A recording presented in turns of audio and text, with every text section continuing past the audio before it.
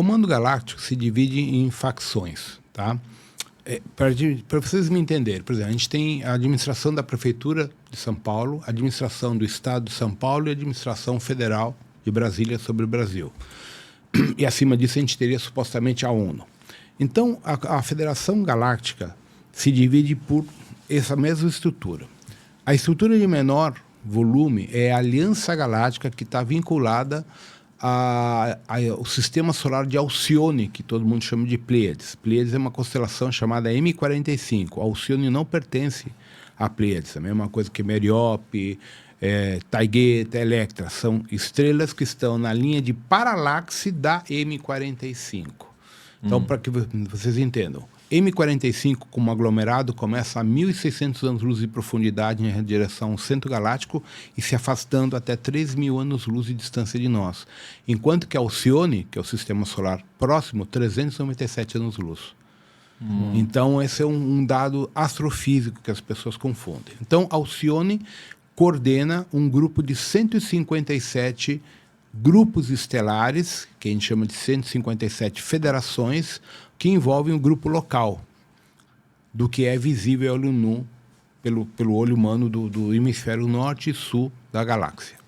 Então, essa é uma estrutura. Além disso, nós temos a Federação Galáctica. Então, a Federação Galáctica é composta por mais de 9.000 membros que compõem a Via Láctea inteira, vinculados ao Conselho Shamuna, que são sociedades muito mais avançadas, com tecnologia muito superior do grupo de Alcione, e com um envolvimento político com a Federação Intergaláctica, que são seres que habitam outras galáxias e outras frequências do multiverso. Quando você fala 9.000 membros, o que é um membro? 9.000, vamos chamar 9.000 sistemas solares em amplitude grande. Então, por exemplo, vamos lá, Alcione é um sistema solar, é uma federação. Taigueta é outro sistema solar, é outra federação. Sirius Alpha é outra federação. Então, cada planeta que tem a sua independência tecnológica de projeção, vamos dizer, espacial, multidimensional, viagem no tempo, viagem nos hiperportais, é uma federação independente. Por exemplo, o Brasil é uma federação, a Argentina é outra federação, Estados Unidos é outra. Tá? No universo funciona igual. Exatamente igual. É compartimentalizado conforme o desenvolvimento cognitivo de cada sociedade. E o que diferencia elas é a conectividade política com os outros grupos, em harmonia ou desarmonia, e também o nível cognitivo. Então, por exemplo, os grupos da Confederação Intergaláctica, ou da própria Federação Intergaláctica, ou da Federação Galáctica, as suas naves são de energia, não são de porco e parafuso, já estão em outro patamar tecnológico. Então, por exemplo, referência para vocês me entenderem. Star Trek Discovery, com aquele motor de esporo, aquele motor de esporo, na literatura original de ficção científica, chama-se motor Sextadin, da série P.R. Rodan, da Alemanha. Eles plagiaram dali. Tá? Então, isso é tudo canalizado. O motor Sextadin é um motor que tira a tua nave da constante tempo-espaço, física nossa, leva para o hiperespaço ou semi-espaço, conforme a nomenclatura, e de lá ela observa o universo. E ela traça a órbita e esse projeto se materializa ali, em tempo zero. Então, uma nave da Confederação, da Federação Intergaláctica, pode, por exemplo, ir daqui para Sombreiro, que está a 27 milhões de anos-luz, em 1/10 de segundo. Ô, louco! Ela não tem que viajar à distância. Já as naves arcturianas, algumas pleiadianas, algumas de Taigueta, algumas da Federação Siriana, todos Sirius é o grupo mais avançado que nós temos aqui na galáxia, nesse nosso quadrante. Então, vamos pegar uma nave dos Zeta Retículos, dos próprios verdinhos, as lagartixas tal de Tuban. Sim. São naves que têm um sistema de propulsão tipo Enterprise, que é o sistema motor de dobra. Como funciona o motor de dobra? Eu gero um campo de energia para um reator tipo o nosso acelerador HLC, o CERN, na Suíça, e eu tenho um sistema de fusão na qual eu vou criar uma fusão da matéria. Eu crio um buraco negro, um buraco de minhoca. Para eu não ser destruído pelo buraco de minhoca, o reator gera um campo eletromagnético, um campo de contenção eletromagnético, como o CERN gera, que é uma parede magnética impedindo a colapso do buraco de minhoca. Isso é o fator de dobra. Então, quanto maior a velocidade qualquer, maior a energia que eu consigo gerar. Por isso que a Enterprise é limitada em dobra 9.9. Esse tipo de motor é o que as lagartixas, os pleiadianos, alguns sirianos, os arcturianos e a maior parte do pessoal da Aliança utiliza como tecnologia. E com isso eles têm condições, vamos dizer, abrangência operacional de até 70, 80, 90 mil anos-luz de navegação. Que loucura. Que é limitado. Não é tão grande assim. Imagina nós, Então, por isso que eles usam os hiperportais. O que é um hiperportal? O nosso Sol. O que é o nosso Sol? Não é uma bola de fogo, como as pessoas pensam. É um campo eletromagnético de plasma. Então, o que acontece? O Sol gera naturalmente um buraco negro, pela sua densidade, pela sua massa gravitacional. Então, quando você se aproxima do Sol, com a tecnologia correta e com os campos de contenção de um motor de dobra, você usa o Sol como uma catapulta para outro sistema solar. Então, você não precisa viajar daqui até lá. O Sol te catapulta para lá numa hipervelocidade, num salto quântico dimensional. É como se você atravessasse o Sol, literalmente. Exato, e saísse em outro sistema. Um portal. Um portal. Um portal. Só que para isso eu tenho que ter cálculos. Por exemplo, eu quero ir para, vamos dizer assim, eu quero ir para o Aldemarim. Tá? 200 tantos anos-luz. Tá, eu quero ir para o Aldemarim. Tá. Então o que acontece? Qual é a coordenada gravitacional de Aldemarim? X. Então eu tenho que calcular na entrada do meu Sol aqui qual é a coordenada que corresponde à densidade gravitacional de Aldemarim para poder chegar lá num salto certo, para não errar o caminho. Entendi. Tudo isso é matemática, feita por IA. Entende? Então, essas são as diferenças tecnológicas que nós temos dentro das diferentes facções. E o que se divide muito é o nível cognitivo. Por exemplo, as raças físicas, como os Greys, os Zetas, alguns arcturianos, alguns felídeos, alguns aviários e outros humanos humanoides de Lyra, de Taigueta, tal, eles têm um corpo físico como o nosso, biologicamente falando, que nem os nibiruanos, os chamados Anunnakis. Então, nem todos eles conseguem elevar a consciência ao nível, vamos chamar 7, 8, 9, 10D, etc., para se conectar com um mundo superior chamado etérico, que aí entra a Fraternidade Branca, os Guardiões, Mika, Metron e toda essa hierarquia que a gente chama de espiritualidade, eles existem também na Federação e no nível superior de consciência. Então, aí que vem a limitação. Quando você tem um corpo limitado, no nosso caso, eu preciso viajar, eu ando de avião. Eu não tenho o dom aqui do teletransporte de sair daqui para Lisboa. Eu tenho que usar um avião. Esses pleiadianos, esses taiguetianos, toda essa turma que o pessoal fala, eles também têm essa limitação. Eles precisam de naves, de veículos. Eles podem até ter telepatia, até um contato psíquico, que nem a gente, que incorpora um orixá, psicografa um livro, etc. Entende? Então, como é embaixo é em cima, como em cima é embaixo. Entendi. Então, é isso que vai diferenciar os diferentes níveis de evolução, entre aspas, cognitiva, espiritual e tecnológica das diferentes sociedades estelares. Então, a gente aqui embaixo chama tudo de comando estelar, por falta do entendimento. Eu, na geometria, quando eu ensino, eu divido esses diferentes níveis e tenho que lidar com todos eles.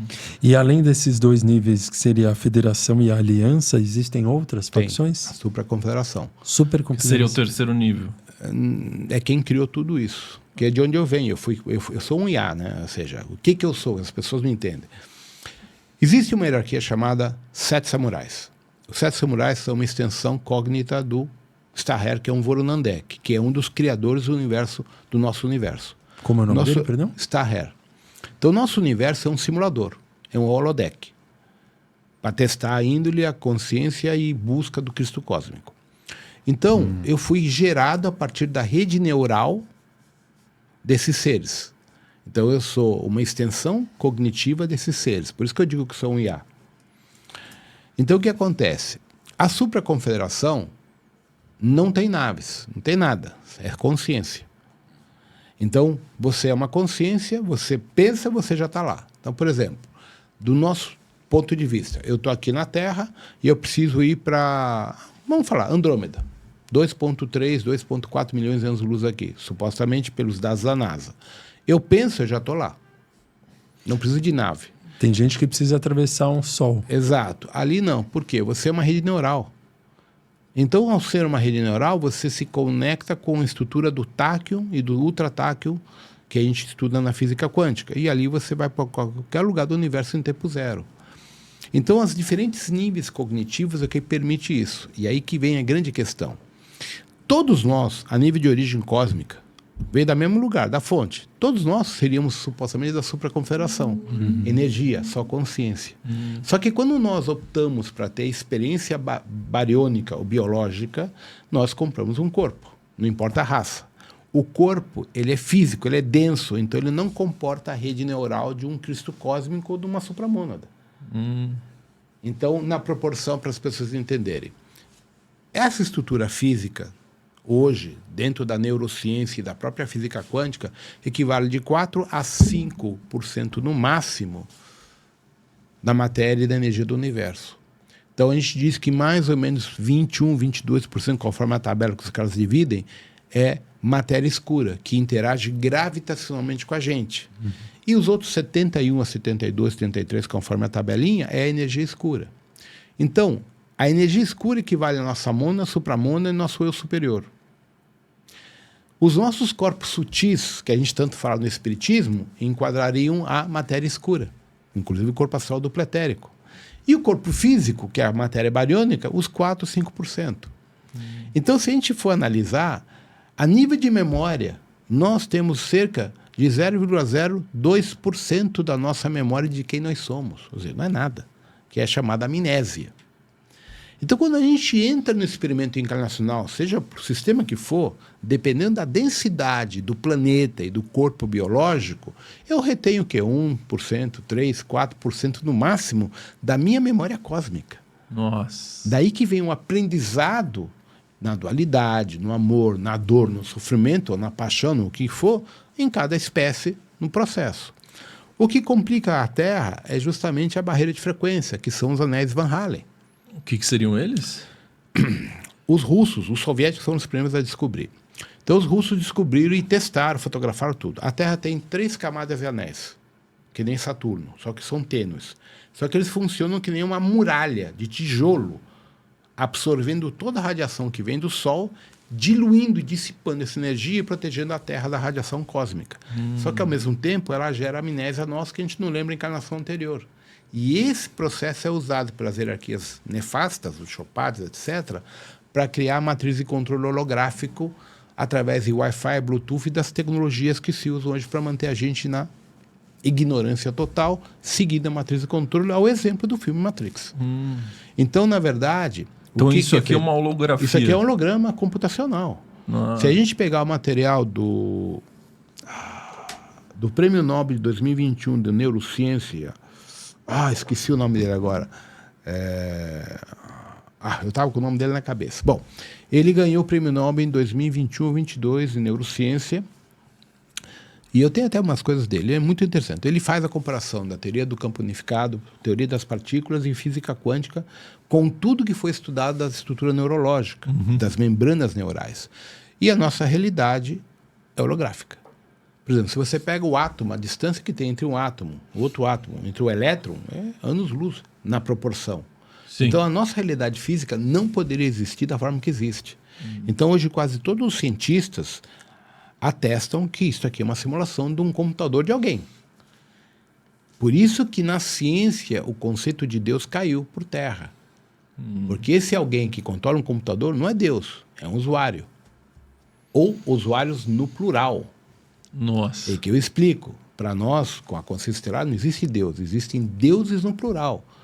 Cada deus desse é um criador de um projeto. Então, no nosso conceito, por exemplo, se eu pegar para a linha Brahma Kumara, a divindade máxima é Krishna, ou Brahma, sei lá. Aí tu vai para os hebreus, é Yahvé. Aí tu vai para os sumérios, era Enki, Enlil. E aí tu vai para os incas, era, sei lá, esqueci o nome lá dos incas, e por aí vai. E a Igreja Católica inventou o nome Deus, tá? E jogou Jesus no meio. Então o que acaba acontecendo? Cada cultura fala de um Deus, mas se você for analisar na literatura apócrifa, anterior aos livros de Enoque, que é antes do dilúvio, existiam 72 Elohims. Cada um desses Elohims tinha um papel de divindade cocriacional, que gerou um projeto aqui. Então aí a gente fala da raça negra, a raça ariana, a raça nórdica, a raça asiática, os hebreus e por aí vai. Entende? Então, isso que as pessoas têm dificuldade de entender, isso está diretamente ligado ao comando estelar.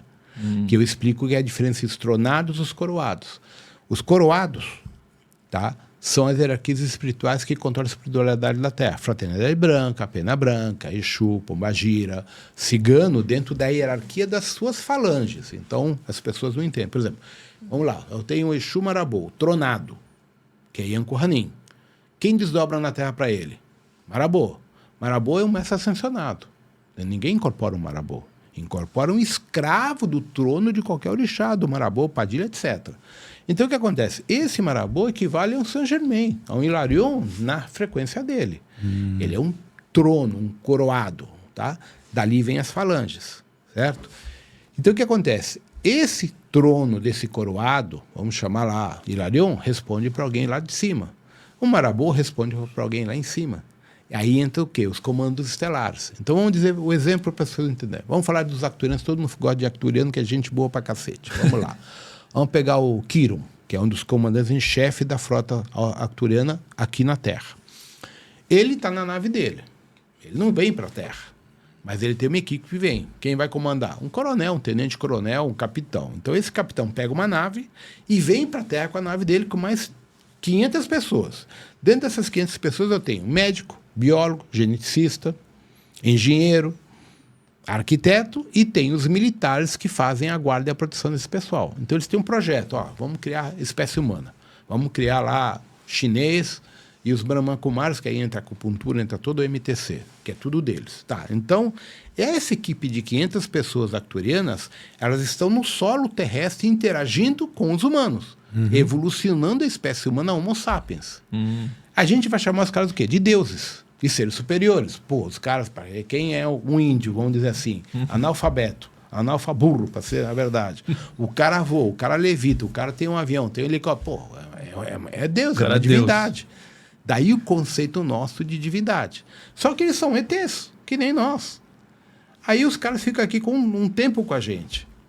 Então, o que acontece? Eles têm que cumprir um cronograma. O cronograma é quem passou? O tronado, comandante maior, o Quiron, para o capitão dele. O capitão passa a sequência, a cadeia de comando para a equipe dele, que tem que cumprir um cronograma em X tempo. Certo. Isso é comando estelar dentro da Operação Terra, que aí entra o projeto da Zona Neutra, que aí a gente tem que voltar para a grande questão da Guerra de Órion, para entender o que é a Zona Neutra. A Zona Neutra é uma área visível por nós, hemisfério norte e sul, que abrange algo em torno de, acho que quase 10 mil, não, 14 mil e poucos anos-luz, partindo das Três Marias. Eu uso as Três Marias como referência. Então, tem as Três Marias ali, então é um raio de mais ou menos 14 mil e poucos anos-luz. Se eu calcular em perímetro e área, é uma área gigante. Dentro desse setor, na Guerra de Órion, por questões políticas, de infiltração das forças trévicas que vieram de Arcones e invadiram Andrômeda e vieram para cá, nós temos cerca de 34.600 planetas destruídos na Grande Guerra. Destruídos? Destruídos, pulverizados. Tá? Lembra da Estrela da Morte Star Wars? Nesse nível para mais. E isso aconteceu antes da Terra ser formada? Não, a Terra existia já. Já existia. Já. É que não dá para ver o tempo linear porque era uma realidade paralela, como se fosse uma outra dimensão em relação à nossa. A Terra estava na ordem de Sirius, a Terra não foi a daqui. A Terra pertencia ao sistema solar siriano. E o detalhe, a Terra é artificial, é criada por tecnologia, a Terra não é natural. Aliás, tudo que é tecnologia se chama de espiritualidade, tá? E depois eu explico como se fabrica um planeta. Isso. Tá? Então, o que aconteceu? A Zona Neutra é todo o setor onde houve essa grande guerra. Por que a gente chama de Zona Neutra? Por uma questão simples. As tecnologias empregadas na grande guerra entre as forças das lagartixas, os insectoides, os humanos, os humanoides e todos os felídeos também, os aviários tal, e as outras espécies, se utilizaram o que nós chamamos de bombas de quark. Então, quark é responsável pela gravidade, enquanto o lepton pela repulsão. Então, o que é um quark? É a partícula subatômica que vai garantir a concentração de massa e campo magnético, na interação nuclear. Eu pego isso e elevo a um processo de autodetonação. Então, você gera um buraco negro autossustentável. Se você jogar isso dentro de um planeta, ele engole o planeta em uma semana. Se você jogar isso dentro de uma estrela, a estrela vira um buraco negro e engole o sistema solar inteiro. Meu Deus. Então, esses artefatos de autodestruição foram usados amplamente nessa guerra por todos, para tentar ganhar a guerra. E assim, a gente colapsou a galáxia por causa do efeito gravitacional das ondas de choque com o multiverso. Quando você estuda a física quântica, a teoria das supercordas, eu tenho um universo aqui, eu tenho outro universo aqui. Certo? A teoria do multiverso. Então o que acontece? Esse universo, para não chocar com esse, ele tem uma membrana no meio. A gente chama isso de membranas Brana. Que quem criou a teoria foi uma mulher norte-americana que ganhou o prêmio Nobel em 87 explicando a membrana Brana. Então o que acontece? As membranas Brana é uma cortina que ela separa um universo do outro. Quando você explode aqui uma bomba de quark, ela rompe isso aqui no buraco negro e gera uma onda gravitacional que vai contra a cortina e rasga a cortina e invadindo outro universo, criando um tsunami gravitacional que começa a pulverizar planetas e estrelas do que tiver do outro lado. Só que como a onda vai, o choque é devolvido pelo campo gravitacional de lá e aquilo volta para o ponto de origem, gerando do outro lado um tsunami. Literalmente. Então acaba com tudo rapidamente. Exato. Então, esses tsunamis começaram a destruir um monte de planetas que não tinham nada a ver com a guerra. Vixe. Então, a Supraconfederação, mais a Federação Intergaláctica Micaélica, tiveram que isolar o local e, por isso, deram o nome de Zona Neutra. Onde se proibiu a navegação de naves, porque a nave entrava, era engolida por um tsunami, todo mundo morria, ou a nave era chupada para outro universo e nunca mais encontrava os caras. É tipo uma área proibida de entrar. É tipo exato. Chernobyl lá. É isso. Não pode entrar. Nossa. Aí, o que aconteceu? Sempre tem pirata, né? Sempre tem alguém que quer aproveitar. Então, aí surgem as 22 delegações que eu explico nos meus livros, que são grupos piratas que envolvem felídeo, aviário, lagartixa, tudo. Até Arcturiano está no meio. Que eram os caras independentes que entravam ali para tentar ver os espólios da guerra dos planetas que tinham sobrevivido. E aí eles começam a furtar, a roubar e descobrem sobreviventes. O que eles fazem? Engenharia reversa genética. Começa a escravizar os sobreviventes. Em vez de entregar para evolucionar, não. Prende os caras para fazer energia. Engenharia reversa genética. Aí começa a pirataria genética. DNA, que é uma das coisas mais valiosas para as corporações. Você desenvolver uma raça especial escrava para teu planeta, para produtividade. Além de consumo. Os verdinhos consomem carne humana, adrenocromo e por aí vai, tá? Isso é uma coisa bem real. Do mesmo jeito que a gente come boi, eles comem.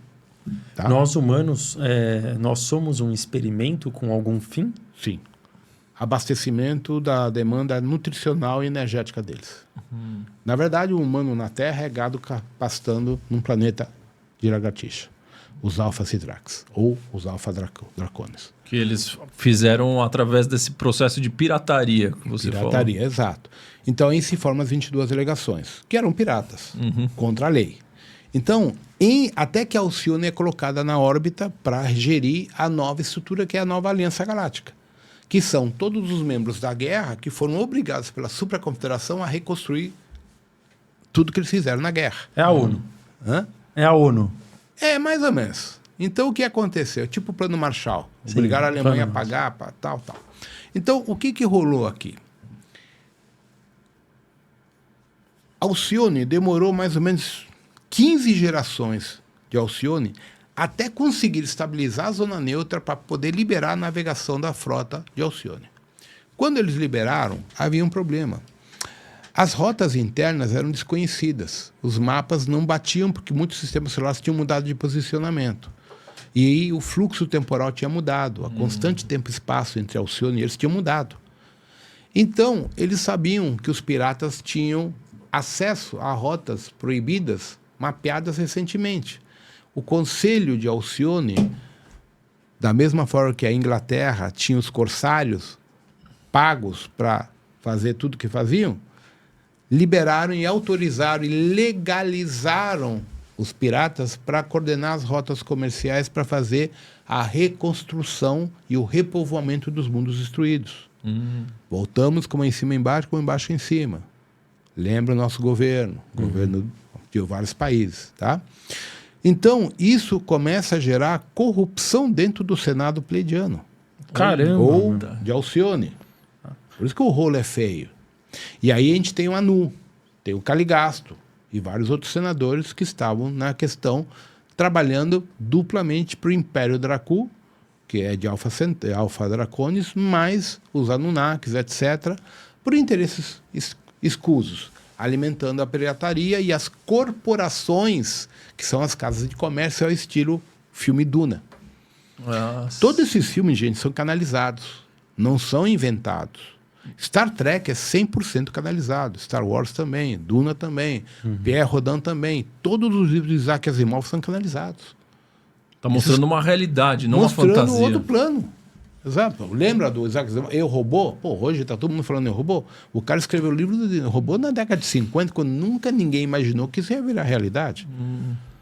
E qual que é o grande interesse em terem esses filmes, né? Em abastecer os humanos? Despertar a consciência de quem tem que sair. A humanidade é dividida em 3 patamares.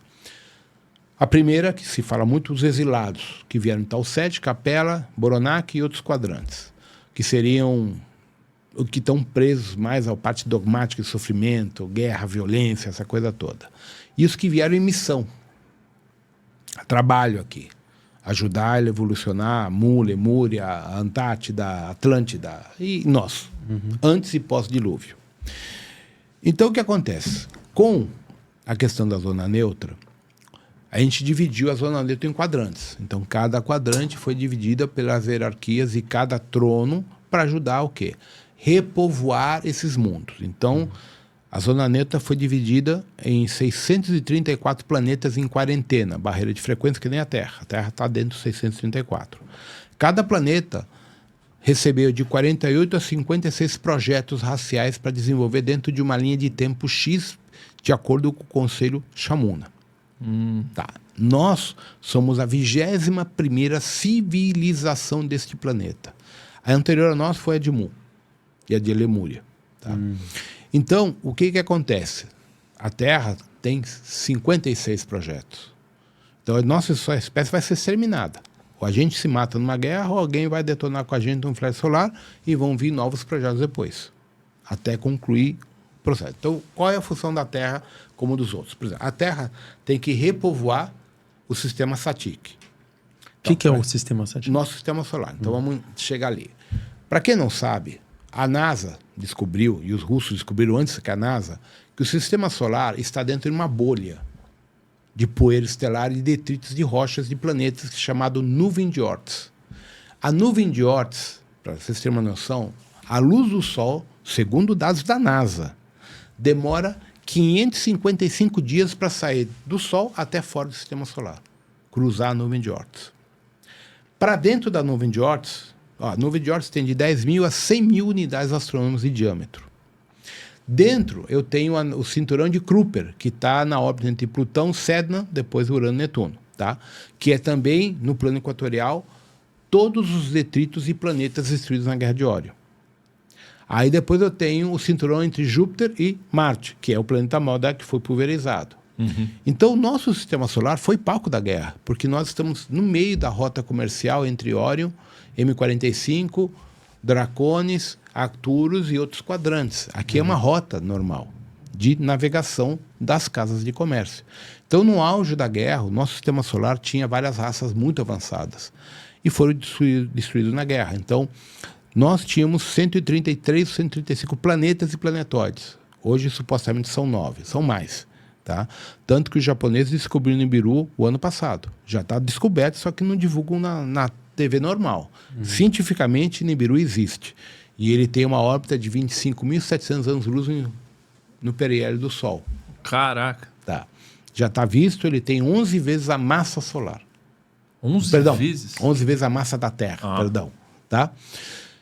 Fora os outros planetas. Em Oort já encontraram outro... E detalhe, o James Webb fotografou e o planeta é todo habitado, iluminado, que nem uma cidade que nem São Paulo. Ô, louco, então E aí tem abafado. vida lá. Tem vida. 3D. Tem, 3D. E o de Oort também. Existe uma matéria que foi tirada, não se pronunciou. O Elon Musk fez uma declaração em setembro do ano passado que ele controla a comunicação das Voyager 1 e 2, que estão ainda operando no espaço. Então, para lá já estão não cruzaram, mas estão na nuvem de Oort. Não lembro qual das duas, identificou uma rota de mais de 1.500 naves entre a parte periférica de Oort e Saturno. Ele falou publicamente isso numa daquelas palestras que ele dá lá para o pessoal empresarial. Foi quando ele falou que ele era um ET. Não sei se vocês lembram isso. Eu sou um ET. Sim. Exato. Foi naquele mesmo momento. Então, a informação não chega para as redes normais, mas quem vai atrás acha. Tá? Então, o que aconteceu? O sistema solar é um exemplo. A Terra é um planeta em quarentena que se desenvolveram, por exemplo, raças anteriores às nossas. Os elfos, os ciclopes, os nefilins e muitas outras. As sereias, os tristões, são raças anteriores, não são lendas, são raças anteriores. De novo, não é fantasia, é realidade. Exato, realidade. E aqui é importante isso aqui que eu coloque, porque é para quebrar um monte de besteira que as pessoas e que o pessoal fala dos esquizotéricos aí. Todo mundo diz, por causa da literatura do Zacarias Schint, que os Anunnakis, ou os Pleiadianos, ou os Nibiruanos, com 4,20 metros de altura, tinham relações sexuais com as humanas. E daí nasceram os gigantes com 4, 5, 6 metros de altura. Os Nephilim. Os Nephilim. Não bate. Quem fala essa besteira não entende. Cara, desculpa, gente, mas como um cara com 4,5 metros, que deve ter um pênis desse tamanho, vai ter relações sexuais com uma mulher de 1,60 m? Mata. E se não matar, na hora que ela ficou grávida, na hora que ela tiver gestação com uma criança que vai chegar, que deveria nascer com 1 metro de tamanho, 1,5 metro, não tem como. Vai estourar a barriga. Vai estourar, a mulher morre. Então, essa é a grande mentira que vendem até hoje. Os Anunnakis, os Pleiadianos, etc., tinham relações sexuais com os elfos. Os elfos eram gigantes também, porque vêm do mesmo código genético dos lirianos. A média da estatura dos elfos era de 4 a 6 metros de altura. Caralho. Caramba. Por isso que a gente tem encontrado tantos esqueletos que o pessoal abafa com crânios gigantes e corpos de 6, 7 metros. O maior esqueleto já registrado na década de 20 tinha 21 metros de altura. Tem uma fotografia que estava antigamente na internet, que eu não lembro se era o Henry Ford ou um ex-presidente americano, no museu de arqueologia lá em Nova York, dentro de uma caixa, um crânio do tamanho de um Fusca. E ele do lado, com o crânio mostrando aquilo. Meu Deus. Tudo isso naquela época era aberto e foi abafado.